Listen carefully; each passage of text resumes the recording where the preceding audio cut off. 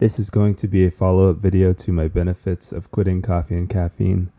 In that, I talk about some of the positives of quitting, including things like improved sleep and elimination of anxiety. There are so many other benefits of quitting caffeine. Just remember the process of healing can take much longer than what Google says. Plan on not seeing a lot of the positive effects for at least 1 to 2 months, or even longer depending on how long you have been consuming and how much. Number 1 is whiter teeth. This is for those that drink coffee and tea. This applies to decaf as well. Both coffee and tea contain tannic acid, which stains the teeth. After quitting, you will start to see your teeth slowly whiten over time until eventually they are whiter than you have seen them in a long time. Tannins are used to stain leather, so it can take a bit of time for your teeth to recover, but brushing with baking soda can help speed this process along. Number 2 is improved willpower. This can relate to sticking to a diet or following through on any other vices you are trying to quit, like alcohol and tobacco. There is something about the way that caffeine affects your dopamine that lowers your inhibitions. And even though it does not have the obvious effects like alcohol, I have found that avoiding caffeine improves my willpower and allows me to get much more done. The act of completing a task will give you a healthy hit of dopamine, whereas drinking a cup of coffee will up your dopamine when you have accomplished nothing. Number 3 is more productivity. This relates to the last one, but giving up caffeine allows you to get much more done.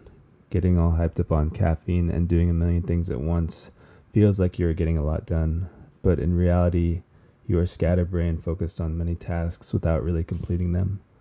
A lot of the time, I would spend hours wasting time feeling like I was getting things done, when in reality, it just felt like I was. Once I quit, I found myself checking things off my to-do list that had been there for months.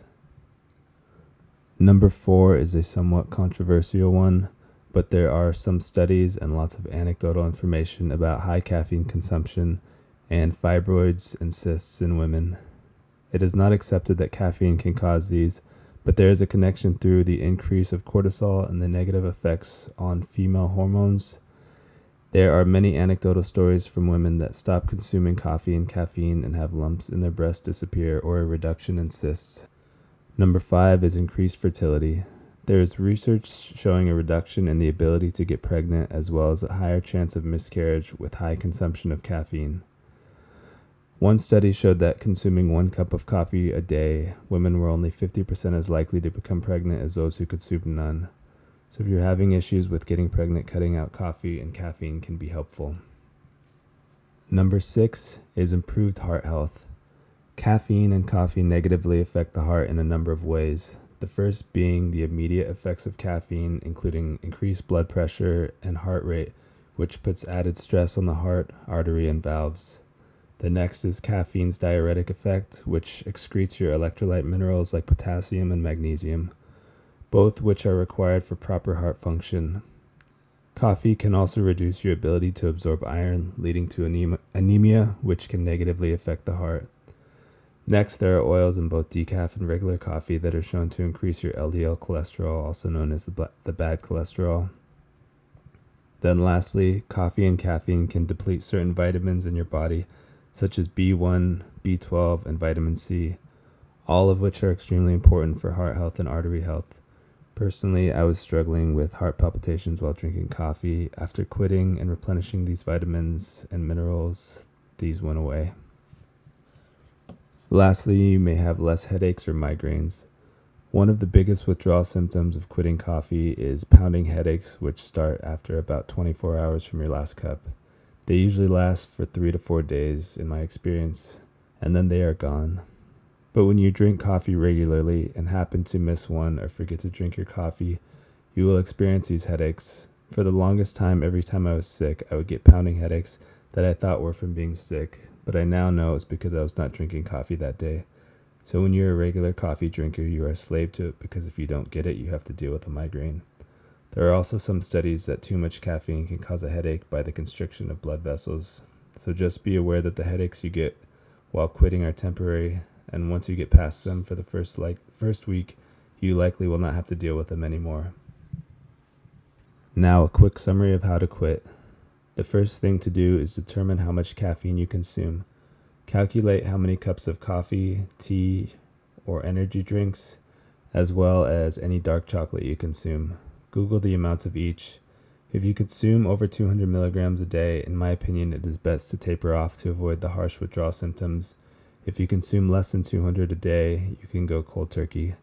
I've always done cold turkey, but looking back, I wish I would have tapered slowly.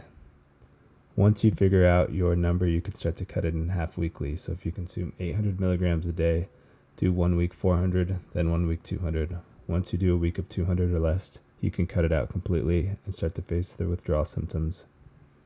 Try to start quitting on a Friday so that you can have 2 to 3 days off when you're feeling the worst of the effects. I have found the first 3 days are the worst. Then the first 2 weeks you're very low energy and you may sleep more than usual and take naps. Just know that you've been sleep deprived for a while. The caffeine was just masking it. It can be helpful to take some of the nutrients that caffeine has been depleted. The ones that I have found most helpful are magnesium, B1, B12, and possibly iron. Another helpful supplement is L-tyrosine, which is a precursor to dopamine, something that will feel low when you're not artificially boosting it with hits of caffeine. The time frame for full recovery from caffeine will depend on the amount you have consumed and the duration. I have found that after roughly 2 months, you should be feeling pretty good, but if you have been consuming high amounts of 500 milligrams or more a day for a long period of time, your body can take longer to recover. Personally, I felt like I was getting improvements for up to 6 months in my mood and energy, so being patient and accepting that it could take a while is helpful. I have found staying off coffee and caffeine has had a major impact on my life, and looking back at the way I felt and acted makes me never want to go back to it. A note about decaf coffee.